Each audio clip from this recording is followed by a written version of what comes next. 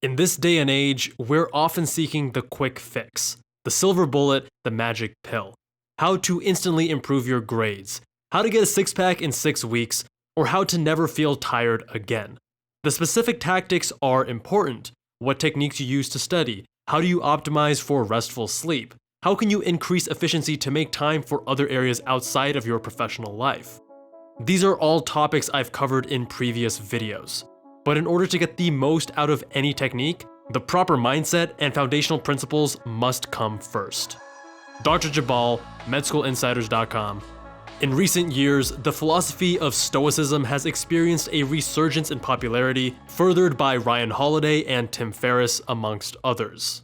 When I first came across Stoicism a few years ago, it really resonated, as the principles were similar to the ones I used to overcome some of my own challenging obstacles. And I fully believe that embracing some Stoic fundamentals would radically benefit just about every student, whether pre-med, medical student, or something else entirely. Stoicism was started in the 3rd century BC in Athens. Although it's over 2,000 years old, it's remarkably applicable to our modern lives.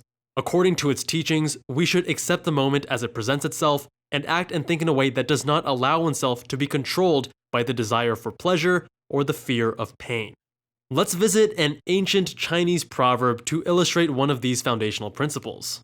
Once upon a time, there was a Chinese farmer whose horse ran away. The neighbors came and said, "We are so sorry to hear your horse has run away. This is most unfortunate." The farmer replied, "Who knows what is good or bad?" The next day, the horse came back, bringing 7 wild horses with it. Everyone now said, "Oh, isn't that lucky? You now have 8 horses." The farmer again said, "Who knows what is good or bad?" The following day, his son was taming one of the horses. While riding it, he was thrown off and broke his leg. The neighbors then said, "What terrible luck." And again the farmer responded, "Who knows what is good or bad?" The next day, the army comes through their village and is conscripting able-bodied young men to go and fight in the war. But the son is spared because of his broken leg. Is it good or is it bad? The happenings in life are deeply interconnected with immense complexity, and it's impossible to know whether anything that happens is good or bad. Because you never know what will be the consequence of a misfortune, or you never know what will be the consequences of a good fortune. Now think to yourself, how many times have you cast judgment on an event or a person in your life as being good or bad? Don't worry, we all have. It's human nature. But as Shakespeare said, nothing is either good or bad, but thinking makes it so. We will all face obstacles and struggles in our lives, regardless of whether we're rich or poor, black or white. No one gets through life without experiencing suffering. But that isn't necessarily because of the events that happen within your life, but rather your perception, understanding, and beliefs around those events. In his widely acclaimed book, The Obstacle is the Way, author Ryan Holiday lays out the foundational principles with bountiful examples of Stoic philosophy in practice. I highly recommend reading the entire book. You can find a link down in the description below. Here's how you can apply Stoic philosophy to your own life as a student. It's far too easy and far too common for us to blame others for our problems. I didn't get an A in class because the teacher is unfair. I'm out of shape because I have bad genetics. I'm poor because Trump is president. The problem is twofold.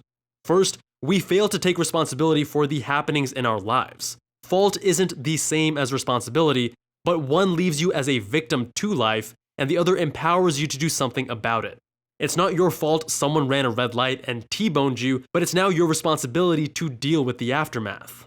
Second, we assign judgment on the events in our life as good or bad, as if we had a crystal ball and knew that the outcome was going to be worse. In reality, we have no idea what the long-term implications are. As some of you know, I have Crohn's disease, which is a form of inflammatory bowel disease. Up until I was 18 years old, I was perfectly healthy. And then, it hit the fan, no pun intended. I had a terrible flare, lost 30 pounds in a week, was hospitalized, and diagnosed with a life-changing autoimmune disease a few months into my college career. Was it fair? Hell no. Was I happy about it? I mean, obviously not. And just as I was beginning to get on my feet again and gain some of that weight back, 2 months later, my family life imploded, parents divorced, and I moved into a 1-bedroom apartment with my mom and brother. This was, to this day, by far the most challenging time of my life, the lowest of lows. Now, I'm not perfect, and I did have my moments of anger and doubt. In fact, I went through all 5 Kubler-Ross stages of grief. But what I realized is that I had the power to control my perception of events. I could focus on all the negative side effects of all the medications that I was on, or how it was totally unfair for my family to implode at the same time I was getting a grip on my health. But where would that get me? Who would win? Instead, I focused on the positive. The struggles opened up vulnerabilities, and I grew closer with my mom and brother. By handling the disease, including multiple trips to the hospital on a regular basis, I became the most efficient person I know. The timing of the event reinvigorated my passion to pursue medicine, and I had a drive that would stop at nothing. Who knows what is good or bad? If I didn't get Crohn's, maybe I wouldn't have been so successful when I applied to medical school, or honed my study and efficiency strategies. Maybe I wouldn't have started Med School Insiders. Here's the lesson that I learned the hard way. Great times are great softeners, but obstacles can be used to one's advantage. As Andy Grove said, bad companies are destroyed by crisis. Good companies survive them. Great companies are improved by them. Now, great individuals, like great companies, find a way to transform weaknesses into strength. We decide what we make of each and every situation. One thing that you will always, no matter what, without exception, always be in control of is your perception. But we're human, and we have negative self-victimizing thoughts that are prone to come up. And when they do, simply say, no thank you, I cannot afford to think like that right now. I've got a situation to handle.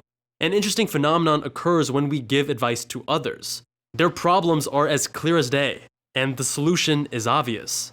However, when we deal with our own problems, our perception is clouded by our baggage. Here's another way to think about it. Does getting upset provide you with more options? More often than not, the answer is no. If an emotion can't change the situation you're dealing with, it's likely unhelpful or even destructive. If you're upset and need a moment, by all means, that is completely fine. Real strength isn't denying one's emotions. It lies in controlling them rather than letting them control you.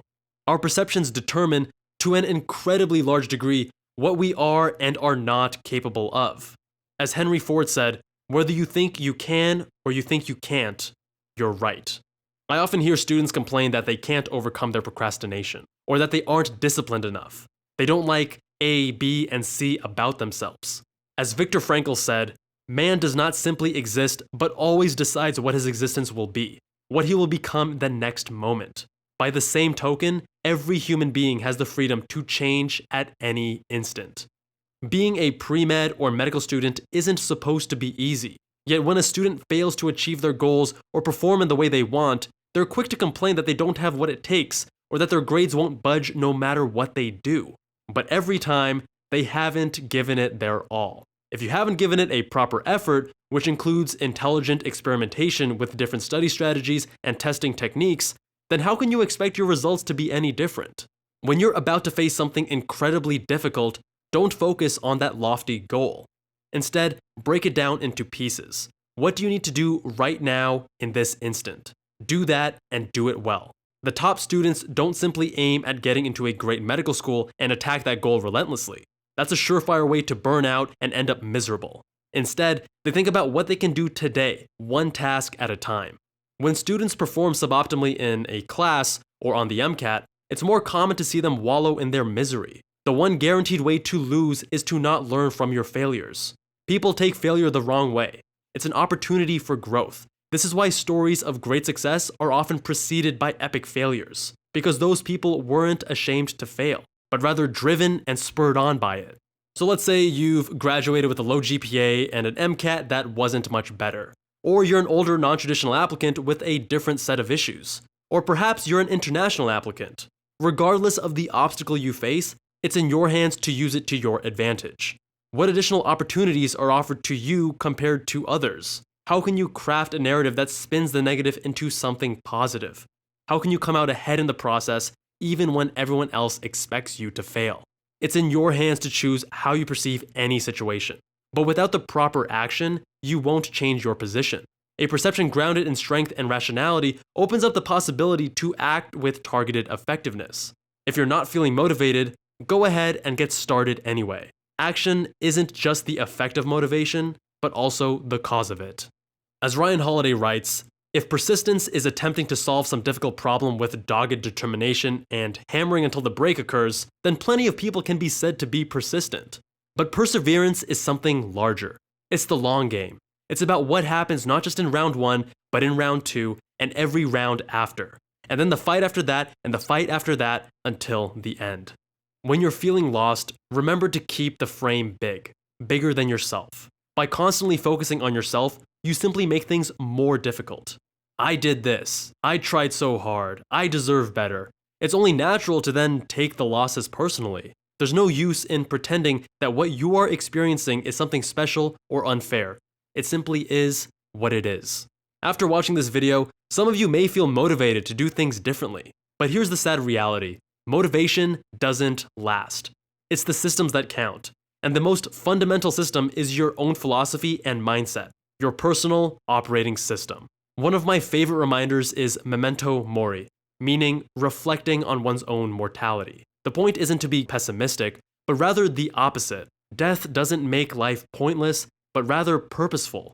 How can I use my time in the best way possible? How can I be intentional with my work and impact the world positively to the greatest degree? How can I strengthen relationships that matter to me and create lasting memories? We know that we're not immortal, and yet we spend our time as if we'll live forever. Instead of denying or fearing our own mortality, we can embrace it. If you enjoyed this video, you'll love my weekly newsletter. It gets sent out once a week and is super short. In it, I share weekly insights, tools, tips, and resources available only if you sign up via email. I don't publish it anywhere else. When new projects come up, small in-person meetups, special deals, or anything else that is very limited, I share it first with Med School Insiders newsletter subscribers. Check it out at medschoolinsiders.com/newsletter. If you ever change your mind, it's one click to unsubscribe, and I promise I'll never spam you. Thank you all so much for watching. I had so much fun making this video, and I love hearing your suggestions for video topics. Let me know down in the comments what other ideas you guys have. Remember, there are new videos every Saturday morning, so make sure you're subscribed. And if you want to chat with me in real time, then hit that notification bell because I'm in the comments for the first hour after any video uploads. Thanks for watching, and I will see you guys in that next one.